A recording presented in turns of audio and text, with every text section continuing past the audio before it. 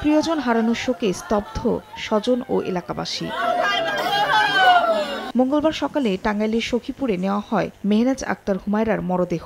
তার মৃত্যুর খবর এলাকায় ছড়িয়ে পড়লে শোকের ছায়া নেমে আসে। আদরের ৮ বছরের মেয়ের লাশবাহী গাড়ি ধরেই কান্নায় ভেঙে পড়েন বাবা। ওর মা বলছে যে আম্মু আমার যদি 1 মিনিট দেরি হয় তুমি বাইরে বেরোও না, তুমি ওইখানেই থাকো। কিন্তু ও এটা নিয়ে ওইখানে আসছিল 4 বান্ধবী, ওর খোঁজ পাওয়া গেছে আর 3 জনের খোঁজ পাওয়া যায় নাই। এইটুকু পুরা আমরা তো কিছুই বুঝি নাই, পাইছি কিন্তু কোন লাশ আছে খালি ব্যাগে করে নিয়ে গেছে গা। মাইলস্টোন স্কুল অ্যান্ড কলেজের ৮ম শ্রেণীর শিক্ষার্থী তানভীর আহমেদের বাড়িও টাঙ্গাইলে। অনাকাঙ্ক্ষিত এমন মৃত্যুতে শোকার্ত পরিবার।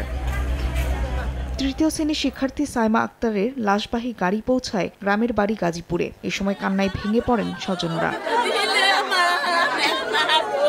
এদিকে বিমান বিধ্বস্তের পর মেয়েকে বাঁচাতে শ্রেণীকক্ষের দিকে ছুটে গিয়ে প্রাণ হারান মা রজনী ইসলামকে দাফন করা হয়েছে কুষ্টিয়ার দৌলতপুরে। আগেই স্কুলের বাইরে চলে যাওয়ায় প্রাণে বাঁচলেও মাকে হারিয়ে কান্না থামছে না শিশু মেয়েটির। কোনো না কোনোভাবে উনি আঘাতপ্রাপ্ত হয় মাথার পেছনে এবং ওখানে উনি মৃত্যুবরণ করে। এছাড়া ঢাকায় জানাজা শেষে ফ্লাইট লেফটেন্যান্ট তৌকির ইসলামের মরদেহ দাফন করা হবে রাজশাহীতে। এদিকে ২০ শিক্ষার্থীকে উদ্ধারকারী শিক্ষিকা মেহেরিন চৌধুরীকে দাফন করা হবে নীলফামারীর জলঢাকায়।